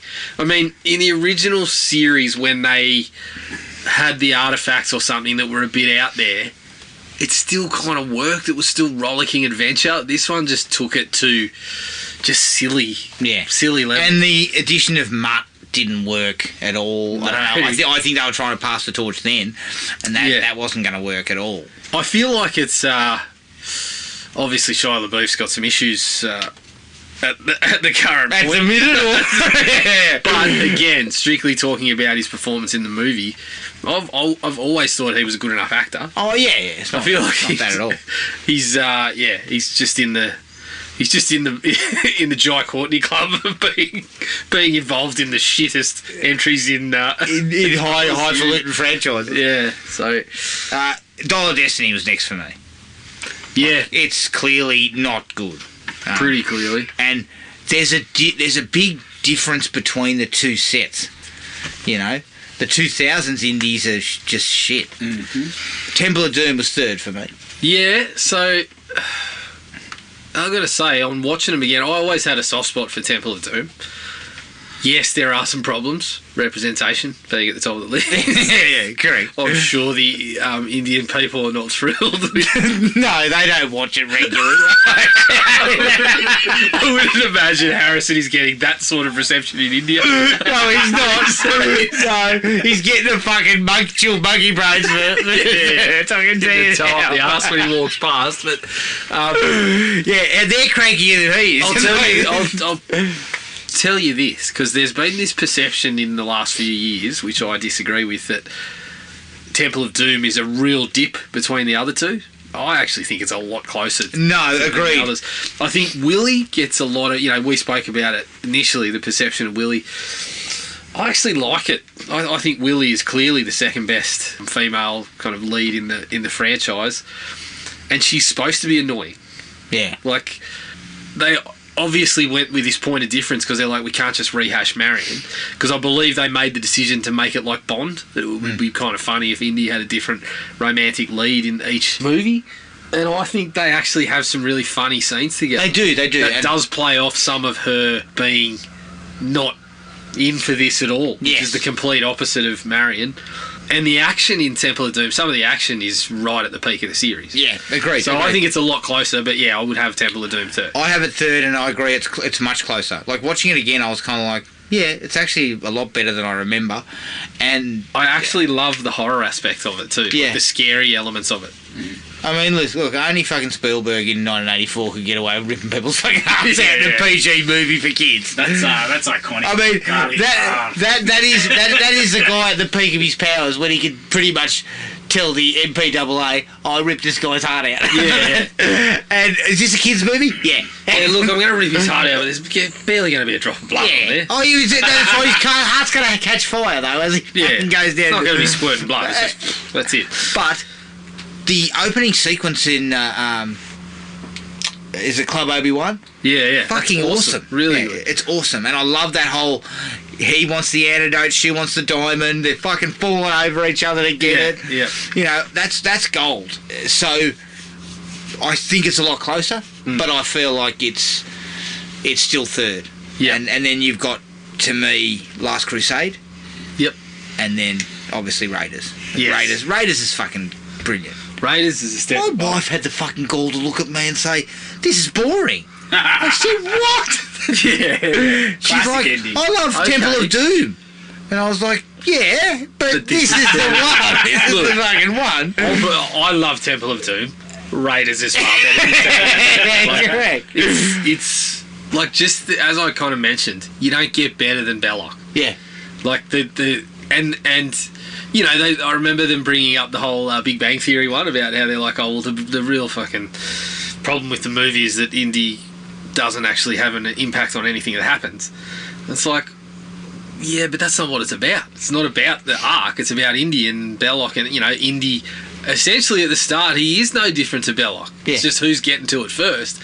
But by the end, there's the Indy kind of coming around to the actual kind of importance and the belief in some of this shit that he's basically previously he's just been chasing the item. Yes. But, understanding the history and all that sort of shit behind it, and the action pieces in, like, if a movie could ever be described as brisk, it's Raiders. Yeah, I know. You are never. It's just you're on the run the whole time, and then we're stopping just to fill in bits and pieces. Yeah, and then we're off again. Yeah. Like, it's just a classic. Although my favourite comedic bit in the entire series is where the Nazis bail him up in Last Crusade and say, what was Denham Elliott's character's name? I can't remember his name. Yeah, no, I know who you're the guy, Brody. Marcus Brody. Yep. And he's like, where's Marcus Brody? He's got the fucking the diary or whatever. Yeah. And he goes, we'll hunt him down. And he pipes up with, he speaks 15 languages, he's 2 days ahead of you, he'll disappear, you'll never find him. And we cut to him in the fucking streets going, does anyone here speak fucking ancient Hebrew? I love that shit. It's fucking gold. But yeah, definitely Raiders is definitely by far the best. Like, it's just a real fucking top-notch piece of work. And I mean, it establishes Indy. If Indy's got a reputation in the archaeology community, it's fucking destroying everything he comes across. I know. I mean, what doesn't he like? He getting out of the tomb by fucking destroying those big statues and crashing through the wall. I know you don't like snakes, but that's some pretty precious shit. Yeah, you're really fucking things up. But yeah, there's all those iconic bits. The bit with the rolling ball. Yeah. Even just a bit like throw me the whip. Yes. Throw me the whip. Throw me the idol. Then he just fucking takes off. Yeah. Alfred Molina, you bastard. You bastard. Just so much of it is iconic. Yes. And it kind of never got replicated. No. And to me, it's still as exciting as anything you will find. Yeah, today. I love the kind of how action movies have evolved, and we've kind of hit this point of like John Wick and Mission Impossible and stuff like that. But you still put that like next to any of those, and you're still getting as much excitement and entertainment out of it. Yeah. And once again, though, you're putting the hero who's not unstoppable. Mm-hmm. Yeah. Like, once again, Indy was, he's constantly getting caught. He's constantly getting the shit beaten out of him. And he would have eaten a poison date if it wasn't Sala. Yeah, exactly. A capuchin monkey would have fucked him over at some point. Yeah. In Morocco. Yeah, I love that. I mean, it's so... I shouldn't still be laughing at it, but I love when they get into the room with the map and he's there going... He gives it the asps. Very dangerous. You go first. I love that, yeah. Doesn't she fucking light him on fire? She's using the torch, and then she turns around and sees his whip and goes, he's like, shit. Yeah. That sort of stuff, gold. And the other great thing about it is it's all practical. Yeah. Like, yes, you can clearly see when the guy's getting dragged under the truck, it's going slowly. Yeah, of course. And there's a dip that's been cut into the ground. Glass in between him and the snake and everything. Like but shit, mate, doesn't matter. You couldn't do that stuff without these things. Yeah. And to put in that kind of effort, I feel like that makes these movies more enjoyable.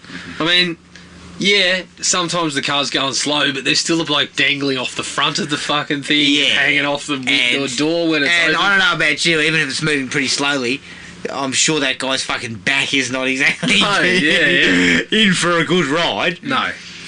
All right, this was a question that I posed to you guys after watching Dial of Destiny and saying to you I felt like there was no need for that movie. We had no hankering or interest for another Indiana Jones movie. Maybe we should rephrase it, because I believe this is exactly the same way we framed Maverick. No, that was when Maverick... No, I hadn't seen Maverick. I knew nothing about Maverick. But we were saying things like, nobody's got an interest in this. We don't need it. Well, technically, we don't need any of these movies. Okay,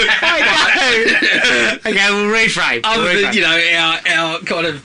need as humans for I guess I feel like as far as the sequel's concerned, after the kind of the disappointing sort of feeling around Crystal Skull, it doesn't feel like Dial of Destiny was high on the radar for anybody. Well, Right? I'll give it to you this way. I feel like we got it because Disney acquired the assets. Yeah, and decided we better put something on it. We need to make money off the assets. I would much rather them hold Indy for 10 years without doing anything And with recast it, and start and again. say we're going to make a movie when we have a script that fucking knocks our socks off. Or Because I don't know whose socks were knocked off by this one. same word. Get something out of your greed. Yeah. That's what it was. Yeah, we got him in a lucid moment. He's willing to do it. He said he'd turn up. But I've got this idea for if you wanted to keep Harrison Ford around. We don't. No, but as Indy, gaming. That Yeah, would have yeah. been the place for Well, Indiana that's what Jones. you do if you don't. You can't Like- beat Pitfall. Come on. No, of course not. That's what you do if you don't have you see the Star Wars games that have come out since Disney have acquired it. Now I don't know what hand Disney have in that, but obviously they're got to be making the money because they're owning the asset now. So it's still Lucasfilm games or whatever. But I mean, I've just finished the latest Star Wars game on the PlayStation. It was fucking awesome. Yeah. Like that's So there was there room to for you. manoeuvre with Indiana Jones that didn't involve making film. And Indy would be perfect. Yes. Like Uncharted. You look at an Uncharted game, that's an Indiana Jones game right there. Correct. And if you said to, Naughty Dog 15 years ago, you now hold the rights, we will offer you the rights to Indiana Jones to make these type of games, the Uncharted series could be different. It could be Indiana Jones, you're correct. Yeah. Right? And look at the quality of those games. They are practically fucking movies. Yes. Right? So, Harrison Ford can still do the voice, still get paid a shitload. I mean, he doesn't even have to. If he doesn't want to, we'll go with someone else. It Correct. looks like you. But you know what I mean? Kinda sounds like if you. if we felt sort of so tied to Harrison Ford in the role, you throw a bucket of money at him and say you can do some voiceover work. Yeah, Harrison he says wouldn't fucking wanna do guilty. it. Can you imagine Harrison having to sit in the booth and say, ouch, 10 different ways? Shit like that. Yeah. And kinda, I didn't think about that. They're only Yeah. getting one take out of him. I see, Kevin Conroy, when he was still alive and still voicing the Batman games. Yeah. And they kind of asked him about that. He's like, well, when you do the movies, you're kind of in the scene and you maybe do it a couple of different times, but this, because there's all those open world aspects and people have got to walk around and Batman's got to be hit, then I've got to do all that, and I've got to do look at this, oh look at this, look at this, repeat the same way, repeat the same line 20 different ways. Harrison's not fucking doing that. He's not. But it's, I mean, It makes sense to have gone down that path instead of film. Well, exactly what you're saying is about to happen with RoboCop. It's about to happen with Texas Chainsaw Massacre. It happened with Friday the 13th. All of those were reasonably... Well, sorry. None of those were any good. No. Friday the 13th was reasonably successful. Texas Chainsaw looks like it's developing a bit of buzz on the back of that because it's the same company. Yeah. I bet the RoboCop game goes pretty well too. Oh, definitely. I saw the playthrough for some of the play stuff for that. Yeah. Fucking awesome. Yeah, It so... looks like Call of Duty just with RoboCop. Yeah. So I'll be there. So I feel like, that's You could have gone down that route instead of a film. Yeah. In I this mean, you still current- got the feelers out for a movie, but you've got the luxury of saying, we're not making this movie until we've got the people that we want attached and we've got exactly the script that we want. We don't want to be fucking... I don't know. I just feel like... I mean, fuck, why can't we just give every franchise to Jason Blum? Because he's going to fucking field... He's going to field the right creators, people. interested, and he'll get it done for... He'll get it done for 50 million comfortably. Mate, Jason Blum gets told that this cost $294 million and he goes, what the fuck? Jason Blum... He basically says, that is my entire catalogue of film. Well, his last 30 movies didn't cost that. Fuck no. I don't think the guy's spent that much money since he's been producing movies. And he's made more than that. That's correct. Comfortably, so, my thing though, this was a question I was going to propose, is does Indiana Jones have a place in action cinema at the moment? And the answer for me is no, he doesn't. But because the film didn't hit anywhere near. We watched we're John saying Wick. that on the back of a shit film, movie. yeah. We're also saying how cool would it have been to see Indy as an Uncharted Yes. thing? Like, essentially, if that movie's good, we're sitting here going, of course there is. If it was Top Gun Maverick, we're sitting here... Like, to me... Eating crow. It wasn't the Indy character that was the problem. No, I no, still it was feel the film. like... And I said to you not that long ago, I said I was really disappointed in the Uncharted movie, but I looked at something like Dungeons and Dragons, and I said I felt like that's the sort of stuff that Uncharted should have been. And I think I mentioned at the time, it's got the Raiders DNA all over it. Yeah. So to me, there's absolutely still a place for this stuff. Because to me, It's just got to be good. it's got to be good, and I feel like they've kind of hashed this property to touch. I reckon, I'll put it out there now, if we do get Indy again, which I think we will in a reboot. Oh yeah, capacity, we'll definitely get him back. it'll It's not be a like- good one because they've taken this hit. So they're going to be more cautious with the property instead of saying, fuck, we've got Indiana Jones, let's go. Yeah. Like, Well, they might actually There's an realise. audience. here's a bag of money. There's an Get a audience for movie this going. movie, but it's not us because we actually like good movies. Yeah, yeah. But there is an audience. I guess I look at the first three as almost being timeless. Like this, well, we've seen it, but the money's saying there's not an audience. There's not an audience at 300 mil because they're not going to make that. Because if they'd have made it for 100, you're making some profit. Yeah. At 240. Although I don't know 250. how much, I don't know how much they spent on marketing because I saw one trailer that it seemed to fucking disappear after the buzz from Card came out that it wasn't very good. I didn't see anything. Shit. But I always see the first three as being kind of like timeless. Yeah, Because Harrison Ford was 40 when he started, Yeah. and by the end he was 46 or 47. So Indy changes very little. He can still do everything we expect of him, but and the we're action also- scenes all work out because of that. We also got to realise we were spoiled to get 3 movies of that quality in the one series. Yeah, Like, it in doesn't a happen certain that time much. frame. It just doesn't happen that much anymore. So I mean, I've always been for give me more stuff. What are you talking with the about? It's franchise Fast 8, things. 9 and 10. They've all come out recently. Okay, yeah, all right. I saw a small Point snippet taken. of Fast X and just about fucking... I just slapped my forehead.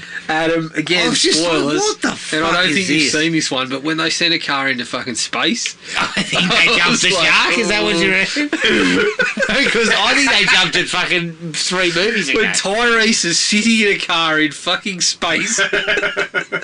What the fuck? Stretching the crowd a little bit.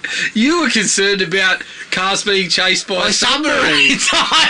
I was more concerned about it being in space myself, but anyway, like, yeah, I don't know. I just think it's, and I know that series is, I mean, I kind of laughed at that stuff. You just take that as part of it now because they've gone so ridiculous with it. Yeah. But it's all about, I just go back to the idea of like, yeah, some of these ideas get stale, but it's usually from just keep punching them out at a schedule rather they're than we shit punch it out when movies. we've got a great idea. Fair enough. Well, look, for me, if they recast and they do the right thing and actually wait, take a script and work it through, then yeah, I feel like yes, you could potentially get somewhere with that. Who would you make it with?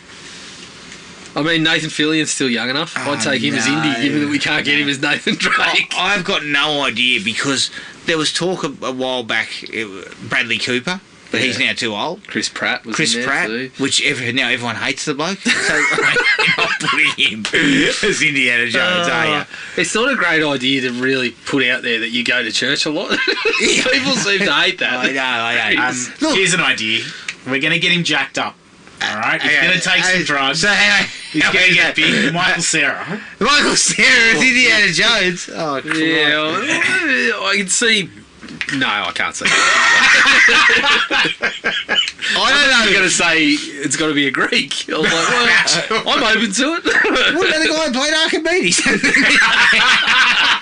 in this movie? He was purely Greek. I don't know who you would cast in it because I think that I reckon it'd be like a lesser known sort of. If they do it, they would go with someone who wasn't. is that like when they were going to cast that guy as He-Man? What was that guy? Oh, my God, fucking Noah Centineo. It was like, I'm looking at him, I'm thinking, you could get him on so many roids it wouldn't be funny and it still wouldn't be good enough. Yeah. Like, He-Man's supposed to be a huge, big weapon. You know, that's not the guy. I mean, I had never seen that bloke in anything when they every time I saw a casting rumour, Noah Centenio's up for the role. I'm like, who the fuck is this guy? Yeah, I don't even know who he is. He was in some shit Netflix movies. Okay, well, that's And then he probably backing up my he argument. popped up in fucking Black Adam, and you said he was a waste of fucking space. So I was like, all right, well, clearly this guy's career is not exactly. Well, fucking to his credit, it wasn't so much his fault as that character. It was just a waste. But anyway. But yeah, I reckon it would be something like the latest Superman casting, where it's sort of, Yeah, just someone we've never heard of. well, someone that's in good movies. But Harrison Ford wasn't exactly. Oh well, he was in Star Wars, but he's one of these blokes who kind of flopped around and got roles that other people turned down. Yeah, Like The Fugitive and stuff like Tom that. Selleck. Tom Selleck didn't turn it down. But you know what? Imagine Selleck as Indy. Selleck as Indy. I would have gone for it. Fuck, I would have. Nothing changes. Nothing changes. He's got a lip weasel. Likeable bloke. He's got a lip weasel for fucking days. Should we mate. de-age Tom Atkins as Indy? Fucking hell. If anyone could pull it off, it's T.A. Clint Eastwood, who would be an extreme. He would have been alright. He could play it still. Yeah, he's still Well, I mean, currently he could the- run faster than Harrison. You had 96. a foot race between those two. Eastwood's got him. Eastwood's got more acceleration out of the he blocks. must have. Although Harrison starts strong, but then falls off. He goes into a Cliff Young shuffle after about fucking 20 minutes. Well, Eastwood's still got a medium sort of lung. Yeah, he's not. He strides. He gets the stride on. All right, that was Indiana Jones and the Dial of Destiny. You can find us on iTunes, Spotify, Podomatic, and anywhere else you get your podcasts. Send us an email at thrillme@iinet.net.au. We're on Facebook at Thrill Me Podcast Australia, Podomatic at thrillme.podomatic.com, and Instagram at thrillmepodcastau. Keep an eye on the Facebook page for details of the next movie. But until then, take it easy, and we'll catch up with everyone later. Cheers. Find the podcast at Podomatic or on iTunes. Don't forget to rate and review. Like us on Facebook at Thrill Me Podcast Australia, or contact us at thrillme, all one word, all lowercase, at iinet.net.au.